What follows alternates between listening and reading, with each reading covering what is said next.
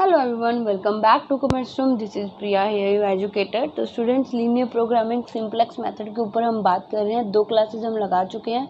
Maximisation की problem हमने discuss की थी और उसके बाद हमने मिनिमाइजेशन की प्रॉब्लम को डिस्कस किया है बाय बिगर मेथड। तो अभी हमारी क्लास जो आज की है वो मेन डिस्कस करने वाले हैं हम इसमें मिक्स्ड कंस्ट्रेंट के जो क्वेश्चंस हैं। तो जो हमारे पीयू स्टूडेंट्स हैं, पंजाब यूनिवर्सिटी चंडीगढ़ के स्टूडेंट्स हैं, बीकॉम स्टूडेंट, जो अपकमिंग जो एग्ज़ाम्स होने वाले हैं उनको मेन जो क्वेश्चंस आते हैं वो स्टूडेंट्स आपको मिक्स्ड कंस्ट्रेंट्स के ही आते हैं। अगर आपने स्कैनर चेक किया होगा तो मिक्स्ड कंस्ट्रेंट के क्वेश्चंस आपको मिलेंगे। वहाँ पे कोई एक आधा क्वेश्चन होगा जो आपको मैक्सिमाइजेशन का मिल सकता है, तो आप सबकी तैयारी रखिए। अगर आपको बेसिक मैक्सिमाइजेशन और मिनिमाइजेशन आता है तो आप मिक्स्ड कंस्ट्रेंट को बड़े आराम से कर सकते हो। तो चलिए शुरू करते हैं। हमारी आज की क्लास मिक्स्ड कंस्ट्रेंट्स के ऊपर है। क्लास को शुरू करने से पहले एक छोटी सी रिक्वेस्ट, एक छोटा सा कंट्रीब्यूशन आपकी ओर से जो मुझे चाहिए वो है कि आपको अगर ये वीडियो लेक्चर्स अच्छे लगते हैं, आपके लिए थोड़ी बहुत भी हेल्पफुल है, तो प्लीज़ इनको लाइक कीजिए, शेयर कीजिए, और अभी तक आपने हमारे चैनल को सब्सक्राइब नहीं किया तो प्लीज़ चैनल को सब्सक्राइब भी कीजिए।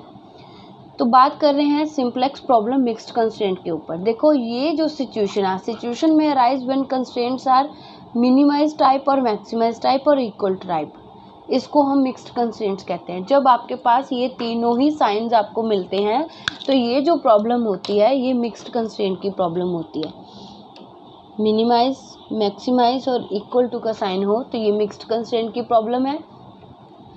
If any constraint has a negative constant at the right hand side equal to के साइन, ये इन साइंस के दूसरी ओर राइट हैंड साइड में जब आपको नेगेटिव कॉन्स्टेंट्स मिलते हैं तो आप दोनों साइड्स को -1 के साथ मल्टीप्लाई कर दोगे।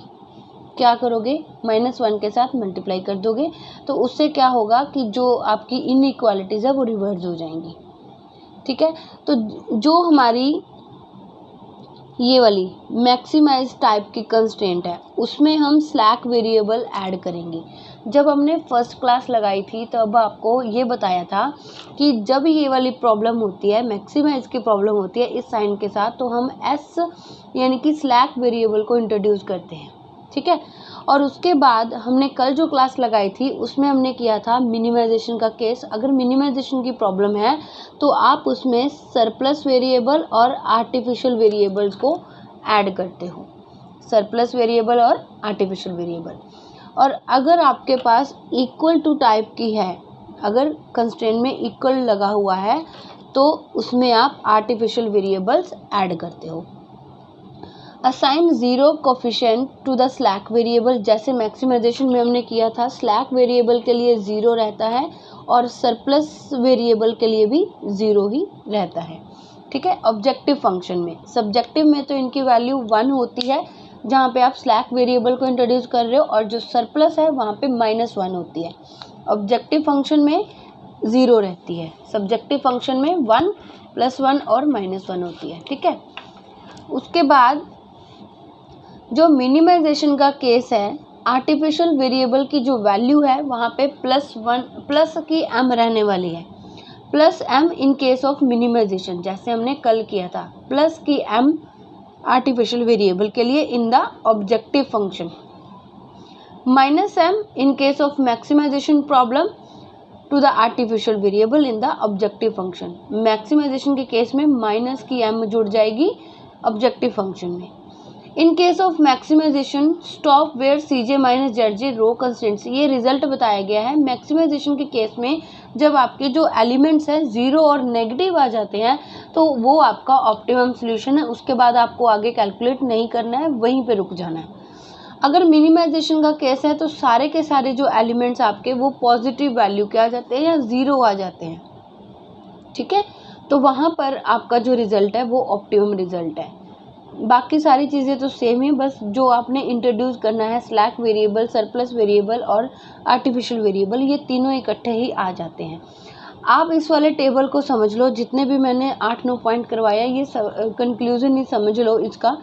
अगर आपके पास ये वाली कंस्ट्रेंट है, मैक्सिमम टाइप की कंस्ट्रेंट है ये वाली, तो इसमें मैक्सिमम में हमेशा स्लैक वेरिएबल ऐड होते हैं। अगर सिंपल आपको मैक्सिमाइजेशन की क्वेश्चन भी आते हैं, मैक्सिमाइजेशन का प्रॉब्लम भी आता है आपको, तो उसमें स्लैक वेरिएबल ऐड होते हैं। S1, S2, S3 जितने भी आपके पास कंस्ट्रेंट्स हैं उसको हम स्लैक वेरिएबल बोलते हैं, स्लैक वेरिएबल ऐड होंगे।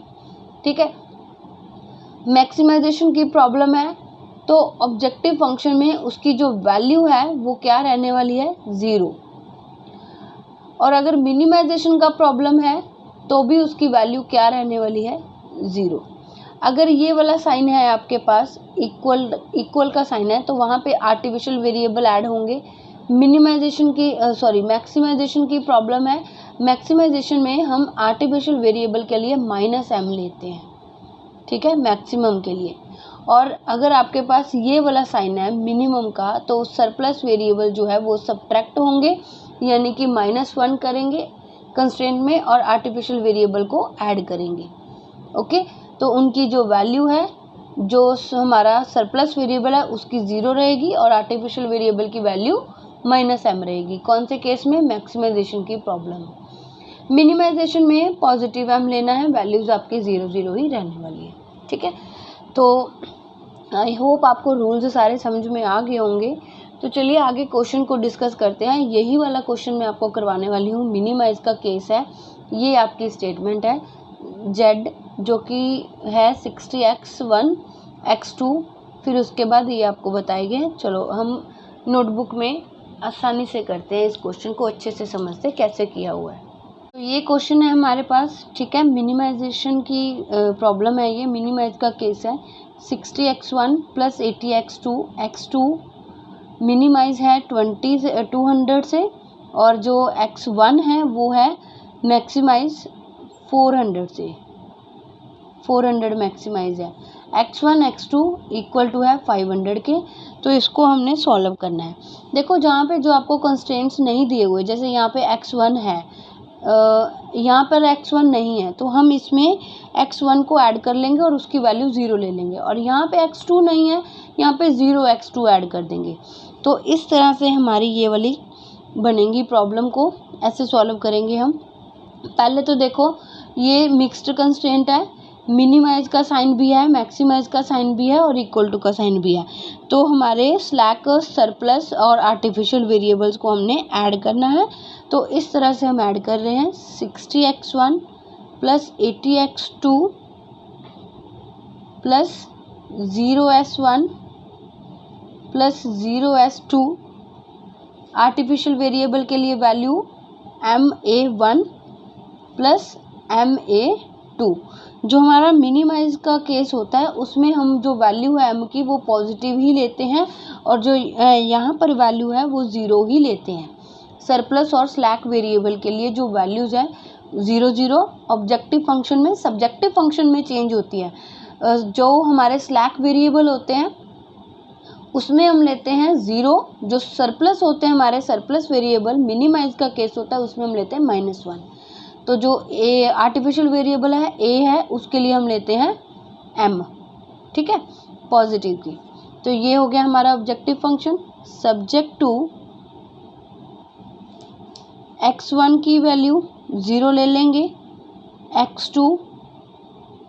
अब इसमें हमने ऐड करने हैं, ये हमारी प्रॉब्लम है मिनिमाइज की।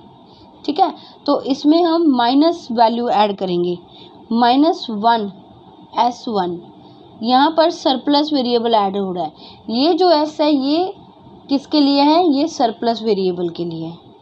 Okay, +0 s2। सेकंड कंस्ट्रेंट में स्लैक वेरिएबल ऐड होगा ना, तो उसके लिए हमने s लगा दी है।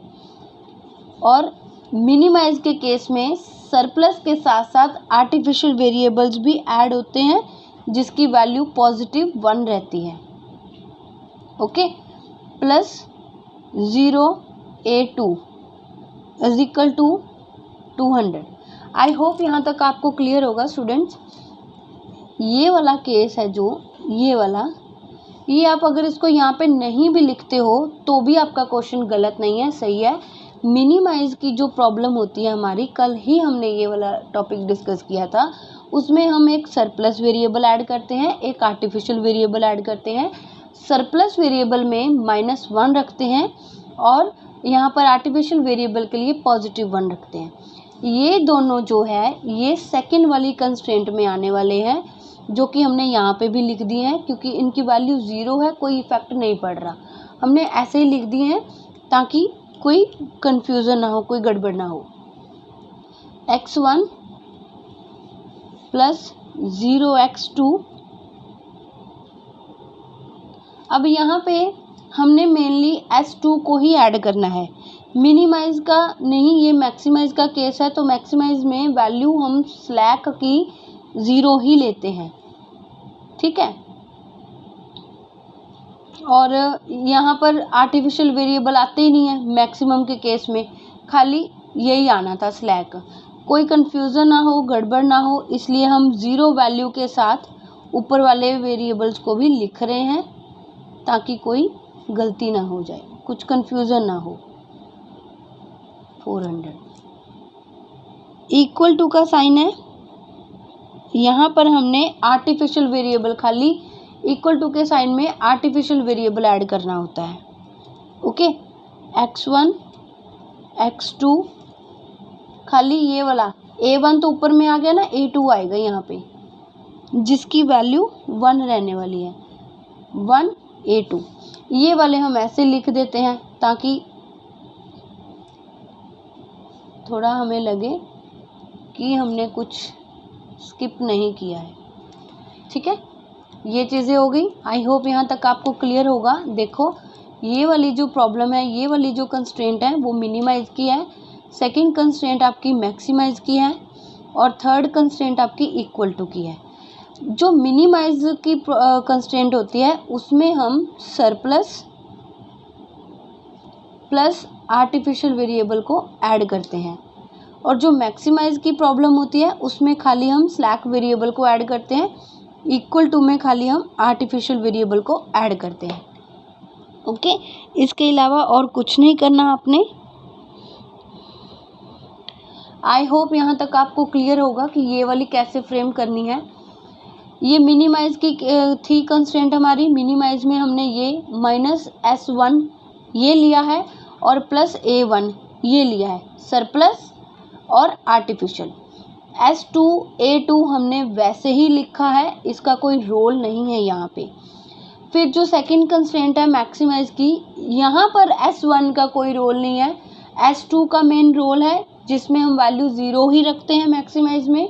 a1 का भी कोई रोल नहीं है, a2 का भी कोई रोल नहीं, क्योंकि मैक्सिमाइजेशन में स्लैक वेरिएबल ऐड होते हैं, आर्टिफिशियल नहीं होते हैं। इक्वल टू के साइन में ना ही स्लैक का ये सरप्लस है, ना ही सरप्लस का, ना ही स्लैक का, ना ही आर्टिफिशियल 1 का कोई रोल है, खाली a2 आर्टिफिशियल 2 का रोल है, ठीक है।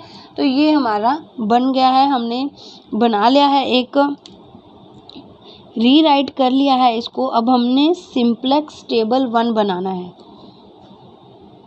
ओके, तो ये भी लिख लेते हैं, x1 x2 s1 s2 a1 a2 जो जो हमने ऐड किए हैं वो सारे ग्रेटर देन है 0 से। ओके, तो अभी हम क्या करेंगे, अभी हम एक सिंप्लेक्स टेबल बनाएंगे। आई होप यहाँ तक आपको क्लियर होगा। सिंप्लेक्स टेबल 1, तो ये हमने सिंप्लेक्स टेबल 1 बना लिया है, ठीक है। कुछ भी नहीं किया है, खाली वैल्यूज़ को नोट डाउन किया है। जो हमारी बेसिक वैल्यू रहने वाली है वो है हमारा a1 artificial variable 1, artificial variable 2 and slack variable.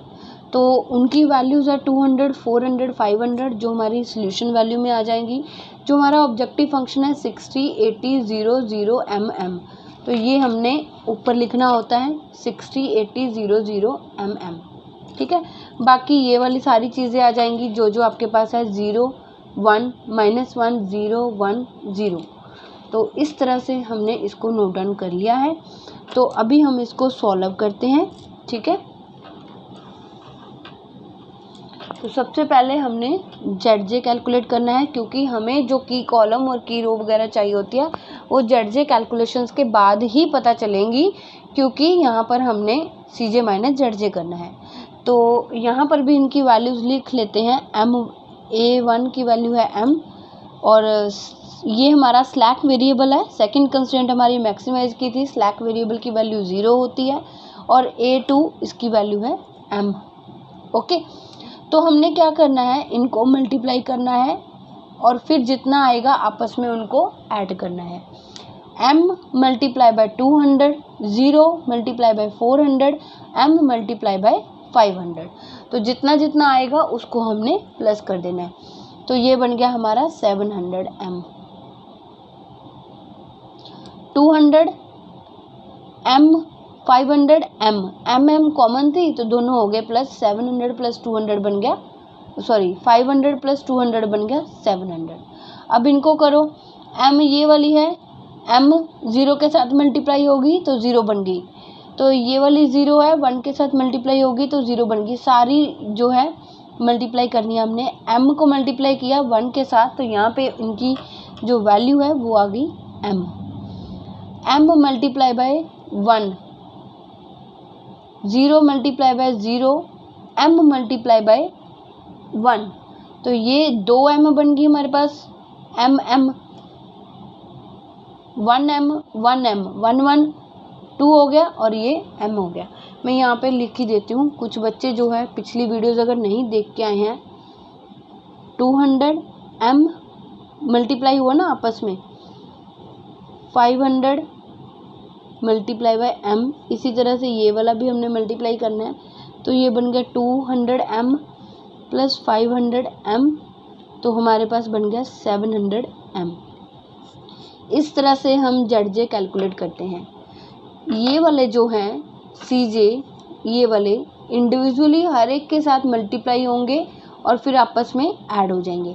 m multiply by 1, m multiply by 1 plus 0 multiply by 0, 0 ही आ गया, m multiply by 1, m multiply by 1, तो ये बन गया m 1m प्लस 1m, कितना आ गया 2m। इस तरह से हमने अपना ZJ कैलकुलेट करना है। सारा ZJ कैलकुलेट हमारा हो जाएगा, 0 0 आ जाएंगे, यहाँ पे 0 ही होता है। m को -1 के साथ मल्टीप्लाई किया -m, 0 को 1 के साथ किया 0, m को 1 के साथ किया m को 1 के साथ किया m। ठीक है, तो ये हमारा ZJ कैलकुलेट हो गया है। अब हम करेंगे CJ माइनस ZJ, 700m ऐसे ही आ गया, 6060 माइनस m, ये करना है हमने। CJ हमारा 60 है और ZJ हमारा m है, 80 माइनस 2m, 0 माइनस की m, तो ये बन जाएगी प्लस की m, 0 0 एंड 0। ठीक है, इस तरह से हमने इनको कैलकुलेट कर लिया है। तो अभी हमने क्या करना होता है, जो हमारा मिनिमाइज का केस था हमने किया था कल, तो हमने आपको क्या बताया था, हमने मिनिमम वैल्यू लेनी होती है।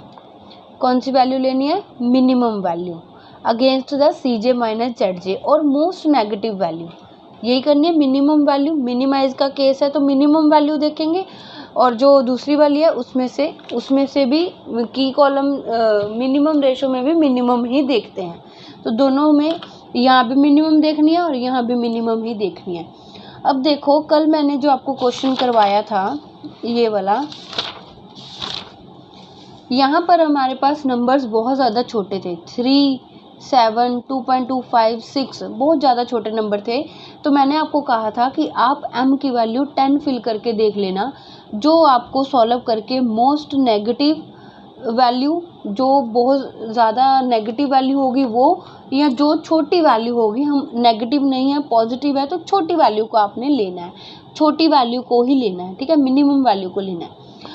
यहाँ पर नंबर छोटे थे तो 10 हमने फिल करके देख लिया।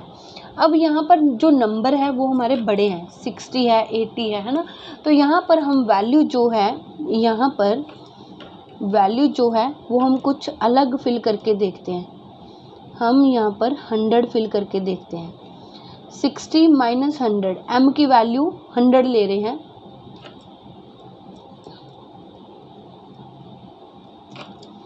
m की वैल्यू 100।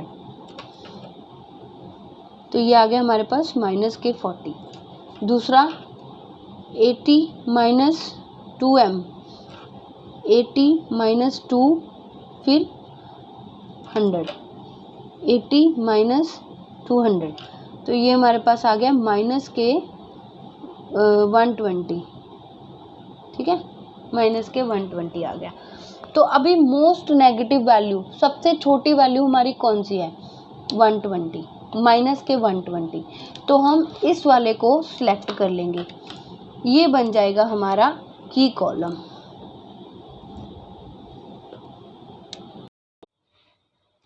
तो ये की कॉलम हमारा सिलेक्ट करने के बाद हम क्या करते हैं, मिनिमम रेशो को कैलकुलेट करते हैं, ताकि हमें पता चल सके कि हमारा लीविंग वेरिएबल कौन सा होगा। x2 है जो हमारा एंटरिंग वेरिएबल है। एंटरिंग वेरिएबल में हमने मोस्ट नेगेटिव वैल्यू या मिनिमम वैल्यू देखनी होती है। तो अभी हमने 100 फिल करके देख लिया है, तो वैल्यू आ गई हमारी -120। तो 120 छोटा है, माइनस लगा हुआ है आगे, तो ये वाला हमने सेलेक्ट कर लिया, ये बन गया हमारा की कॉलम। अभी हम कैलकुलेट कर रहे हैं मिनिमम रेशो। मिनिमम रेशो कैसे कैलकुलेट होगी? 200 सॉल्यूशन वैल्यू को की एलिमेंट्स के साथ डिवाइड करना है, तो ये 200 ही आ गया। 400 डिवाइडेड बाय 0 इनफाइनाइट आ गया, और 500 डिवाइडेड बाय 1, तो ये 500 ही आ गया। इसमें से भी हमने मिनिमम ही चूज करना होता है, तो मिनिमम हमारा 200 है, तो A1 जो है वो हमारा लीविंग वेरिएबल होगा। ये बन गई हमारी की रो।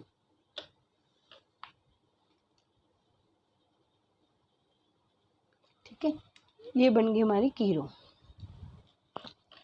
ओके, तो एंटरिंग वेरिएबल x2 है और आर्टिफिशियल वेरिएबल जो 1 है वो हमारा लीव कर रहा है। तो अभी हम बनाएंगे न्यू की रो। न्यू की रो कैसे बनाते हैं? जो हमारा की एलिमेंट है, की एलिमेंट ये वाला हो गया, रो और कॉलम में आ रहा है, तो ये सारी रो के साथ क्या हो जाएगा? डिवाइड हो जाएगा। 1 के साथ सारे एलिमेंट डिवाइड होंगे तो वही आ जाना आपका। न्यू की रो आपकी सेम ही रह जाएगी। ठीक है, न्यू की रो। पहले हम ओल्ड वाली लिख लेते हैं। ओल्ड वाली है हमारी 200, 0, 1, -1, और फिर उसके बाद 0 और फिर 0। अब देखो हमारा लिविंग वेरिएबल कौन सा है? Artificial variable 1। अब यहाँ पर आर्टिफिशियल वेरिएबल 1 की वैल्यू हमने क्या लेके रखी है? 1। ये जो है लिविंग है, लीव कर रहा है, तो इसको हम यहीं पे स्किप कर देंगे, हम इसको आगे कंटिन्यू नहीं करेंगे, तो इसलिए मैंने ये वाली 0 के बाद डायरेक्ट 0 ले लिया, 1 को स्किप कर दिया। तो ये बन गई हमारी की रो। इसको हम न्यू की रो दिखाई देते हैं, डिवाइडेड बाय 1, सारी की सारी की एलिमेंट के साथ डिवाइड होती है, 1 के साथ डिवाइड होगी, तो ये हमारी न्यू की रो बन जाएगी। 200, 0, 1, -1, 0 एंड 0। ठीक है, तो ये बन गई हमारी न्यू की रो। अब न्यू की रो का रोल क्या रहेगा? ओल्ड वाले जो हमारे S2 है और A2 है उसको कैलकुलेट करने में भी हेल्प करेगी। अभी हमने कैलकुलेट करनी है S2 को कैलकुलेट करने के लिए पहले ओल्ड वाली वैसे लिख लेनी है, फिर उसको बाद माइनस करेंगे जो हमारी न्यू की रो आई है उसके साथ। की एलिमेंट भी देख ही लो एक ही साथ। की एलिमेंट है आपकी 0, सारी जो हमारी न्यू की रो बनी है उसको 0 के साथ मल्टीप्लाई करना है, 0 ही रह जानी है, और अगेन यही वाली हमारी जो है न्यू S2 बन जाएगी। फिर भी हम करके देखते हैं, करके दिखाते हैं आपको। पहले लिखेंगे हम ओल्ड S2 थी हमारी 400, 1, 0, 0, 1 एंड 0। हमने आर्टिफिशियल वेरिएबल को छोड़ दिया है ना, हाँ, 1 के बाद एक ही 0 लेनी है। ओके, अभी हम क्या कर रहे हैं? न्यू S2 को कैलकुलेट कर रहे हैं। 200 multiply by 0, 0 multiply by 0, 1 multiply by 0, -1 multiply by 0, 0 multiply by 0, 0 multiply by 0। 200 0 1 -1 0 0। ये हमारी ये वाली न्यू की रो है जो हमने अभी अभी कैलकुलेट किया है, उसको की एलिमेंट के साथ मल्टीप्लाई करना होता है। की एलिमेंट जो हमारा की कॉलम वाला एलिमेंट है उसके साथ हमने मल्टीप्लाई करना है। मल्टीप्लाई करके सारी की सारी ज़ीरो ही बन जाएगी। जितना आता है उसको माइनस करते हैं दोनों को। अब ये सारी ज़ीरो बन जाएगी, 400 में से ज़ीरो गए, ज़ीरो ही रह जाएगा, सारी एज इट ही आ जानी है हमारी न्यू S2। ये बन गई हमारी न्यू S2। ओके,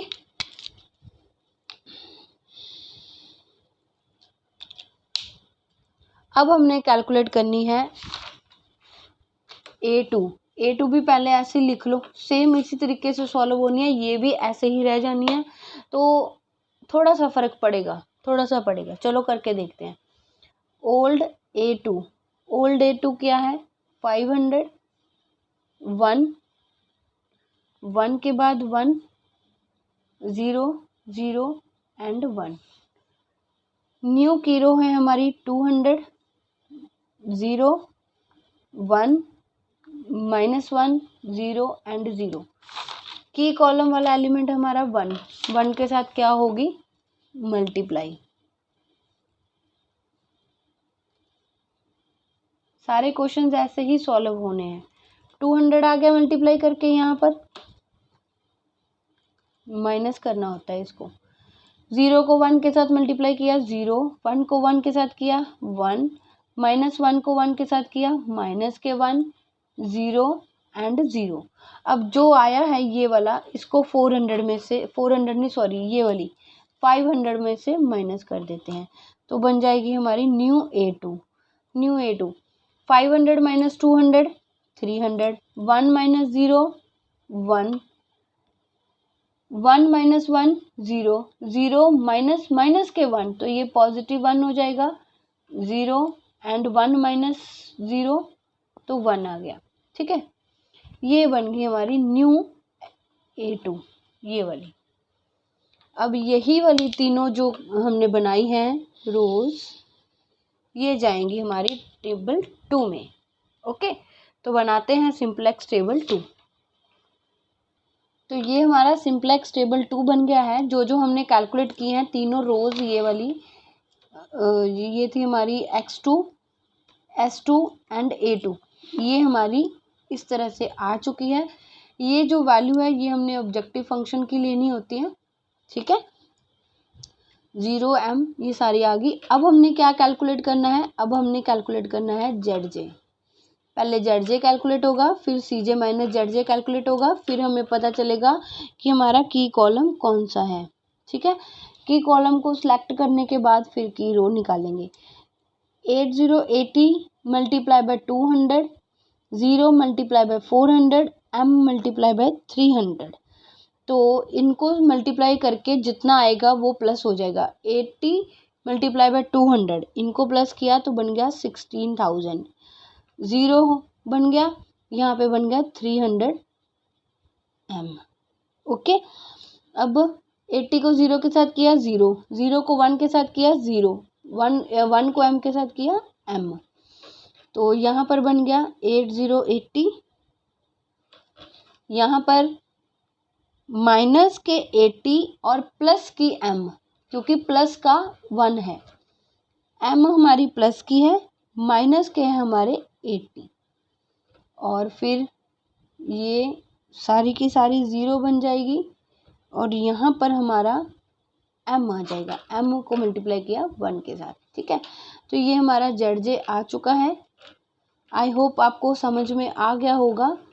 सबको इंडिविजुअली मल्टीप्लाई करना है और फिर जितना आएगा उनको प्लस कर देना है। इसी तरह से हम ZJ कैलकुलेट करते हैं। अब आ गया हमारा CJ - ZJ। CJ - ZJ calculate करेंगे, फिर 60 - m, 80 - 80 0, ये हमारा बन गया। 0 में से ये माइनस होंगे तो ये इनके साइन चेंज हो जाएंगे। 80 पहले माइनस का था, प्लस का हो जाएगा, m पहले प्लस की थी, अब माइनस की हो जाएगी। 80 - m 0 एंड अगेन 0। ठीक है, तो ये जो हमारे वेरिएबल्स ये तो हमने खुद ही ऐड किए हैं, स्लैक, सरप्लस, आर्टिफिशियल, तो इनको नहीं, हमको इनको रिप्लेस करना है। अभी यहाँ पर हमारा जो की कॉलम है वो x1 बनेगा, एंटरिंग वेरिएबल हमारा x1 बनेगा। ठीक है, एंटरिंग वेरिएबल x1 हो गया। अभी हमें कैलकुलेट करनी है मिनिमम रेशो। मिनिमम रेशो 200 को 0 के साथ किया,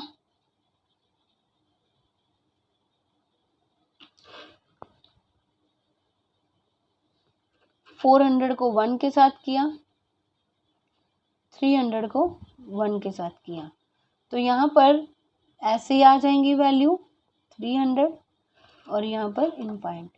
तो ये आ गई हमारी A2 हमारी सिलेक्ट हुई है की रो।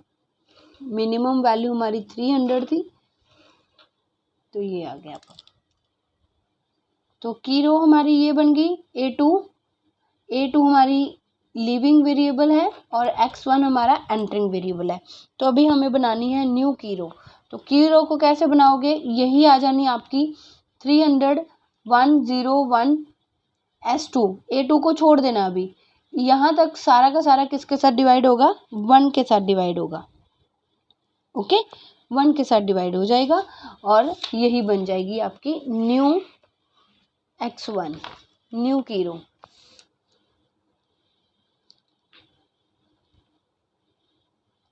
पहले ओल्ड वाली लिख लो, ओल्ड वाली है 300 1 0 1 एंड 0।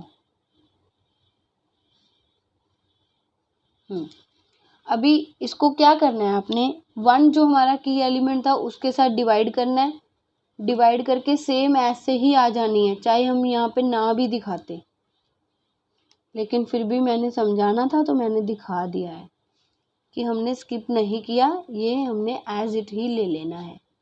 ओके, ये हमारी जो है सिलेक्टेड की रो थी वो न्यू बन गई है। अब क्या करेंगे, इसी से हम कैलकुलेट करेंगे न्यू x2। न्यू x2 को कैलकुलेट करने के लिए पहले ओल्ड वाली लिखेंगे, ओल्ड वाली है हमारी 200 0 1 -1 एंड 0। अभी क्या करेंगे, जो हमारी की रो हमने बनाई है उसको लिख लेंगे 0 1 एंड 0। माइनस करना है किसको, जो हम कैलकुलेट करेंगे अभी, जो हमारा की एलिमेंट है, की कॉलम में हमारा जो एलिमेंट है वो है 0। 0 के साथ क्या हो जाएगा, मल्टीप्लाई। सारी रोज जो हमने अभी अभी कैलकुलेट की है न्यू, 0 के साथ मल्टीप्लाई होगी तो ये 0 ही बन जाएगी, सारी की सारी 0 बन गई। तो 0 को 200 में से माइनस करोगे 200 ही आ जाएगा। 0 में से 0 माइनस हुआ 0, 1 में से 0 माइनस हुआ 1 -1 एंड 0। तो ये बन गई आपकी न्यू x2, एज इट ही आ गई ये भी। ओके, अब जो हमारी लास्ट S2 है, हो सकता है कि उसमें कुछ चेंजेस आ जाएं, तो वो भी हम कैलकुलेट करके देख लेते हैं। पहले हम न्यू S2 को कैलकुलेट करने के लिए ओल्ड वाली लिखेंगे। ओल्ड वाली हमारी क्या है, 400 1 0 0 एंड 1। 400 1 0, यहाँ पे 0 ही था, 400 1 0 0 एंड 1। ठीक है, यही था ना, 400 1 0 0 एंड 1। अभी हम क्या करेंगे, जो हमारी न्यू की रो आई है 300 1 0 1 एंड 0, माइनस करना है हमने। हमारा की एलिमेंट क्या है यहाँ पर, हमारा यहाँ पर की एलिमेंट है 1 के साथ मल्टीप्लाई करेंगे, 1 1 1 मल्टीप्लाई बाय 1, तो एज इट यही आ जाएगी 300 1 0 1 एंड 0।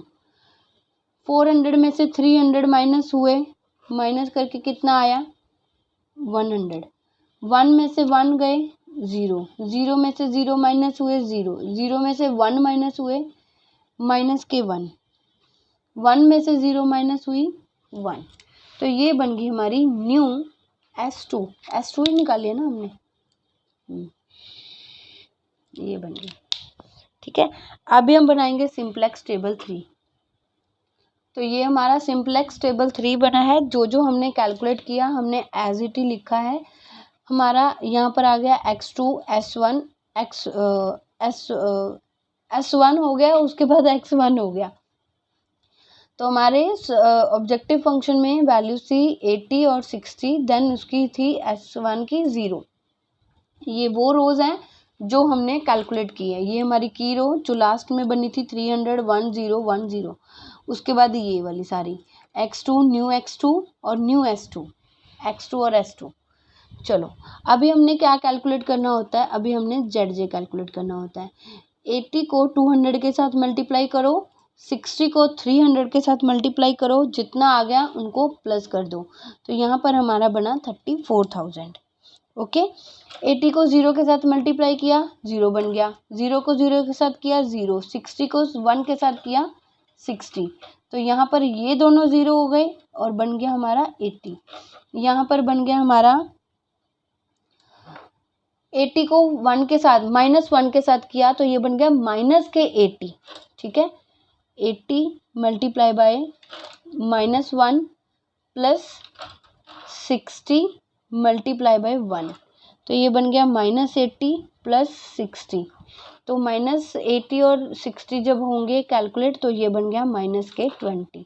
यहाँ आ गया हमारा -20। ओके, तो ये हमारी बन गई 0। तो ZJ कैलकुलेट होगी हमारी। ZJ को कैलकुलेट करने के बाद हम कैलकुलेट करते हैं CJ माइनस ZJ। Z हमारा 34,000 है, 60 माइनस 60 0, 80 माइनस 80 0, 0 माइनस माइनस के 20 तो बन गया प्लस के 20 0। ठीक है, तो ये हमारा हमें लगता है कि आंसर आ गया है। देखो मिनिमाइजेशन का केस है। Minimization stop where CJ minus ZJ row contains all elements 0 और पॉजिटिव वैल्यू, 0 और पॉजिटिव वैल्यू। तो अभी हमारा यहाँ पे क्या है 0 और पॉजिटिव वैल्यू, तो यही हमारा ऑप्टिमम रिजल्ट है। ठीक है, तो अभी हमें यहाँ पे स्टॉप करना है। अभी हमें कोई भी सिंप्लेक्स टेबल बनाने की ज़रूरत नहीं है। तो हमारी यहाँ लिख देते हैं रिजल्ट। तो Z की वैल्यू है वो आई है 34,000 और यहाँ पर हमारा जो x1 है वो है 300 एंड x2 है जो वो है हमारा 200, x1 x2 और s1 है वो है हमारा s1 नहीं है ना, यहाँ पे हमने क्या लिया था s2, सॉरी ये हमारा s2 है तो यहाँ s2 ही आएगा।